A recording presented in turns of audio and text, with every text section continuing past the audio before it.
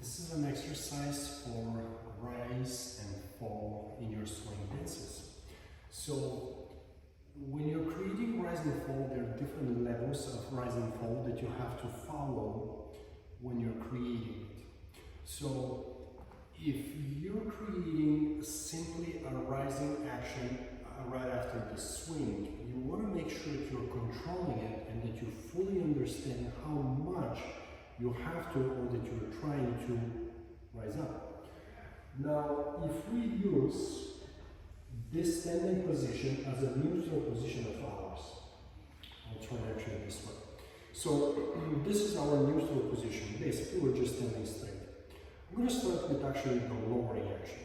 When I start lowering, I'll start by lowering one level. Then I'll continue lowering one more. This will be a second level. When I'm done with the actions that I'm executing, I have to go through one level again and then go to 0 before I create the rising action. When creating the rising action, pretty much most of the rising action powers are actually with a soft knee. What that means is that my first level will be through my ankles, nice and soft. The second one will be a little more exaggerated, and once again through the ankles. In order for me to go back to the lowering action, I will go to 1, and then I'll go to 0 before I reverse. The way we use the particular exercise, and frankly, when you're practicing the exercise, please make sure that you're using a chair or something to support yourself, because perhaps it's not the easiest thing to do. But if I was to give you an example, waltz getting into the promenade whisk. So what I'm going to do is the promenade chasse. So I'm going to do is I'm going to get into the whisk prior to the promenade. So starting with the right foot, I will create the first level of softness to commence the step versus dropping myself.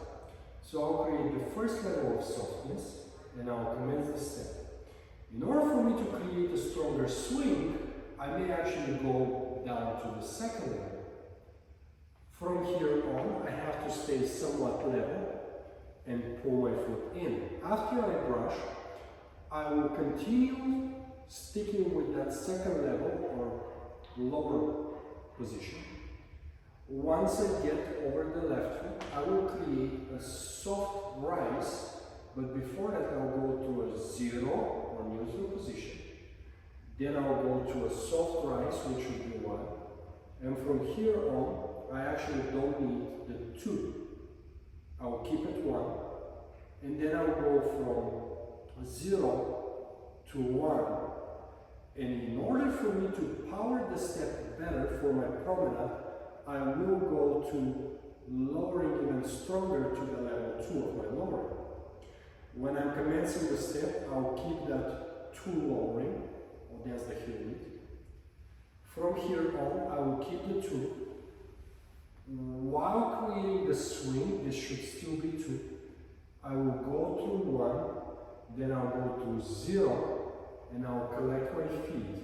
Now I'll start rising up and I'll go to a 1 through my rising, and so forth. This is just an example of how we do it. Generally speaking, the idea of the particular exercise is to help you smoothen the rise and fall of yours. Because what you don't want to do is, when you think of rising up, to just pop up. Or what you don't want to do always on the way down is just to create a strong down action. If you feel comfortable with the exercise, or if you get to feel comfortable, you can always add a little bit of head position, rotation. So when we're turning the head, when we talk about turning the head to the left, to the right, based on the rotation needed, often what we see is this. But in fact, if you start adding the rise and fall, you can think of it a bit more as soft lowering, lowering just a much more, soft rise, creating, and then you can start slowly but surely creating the head. So the head always pick up, especially in the swing dances, with the actual up and down versus left, right,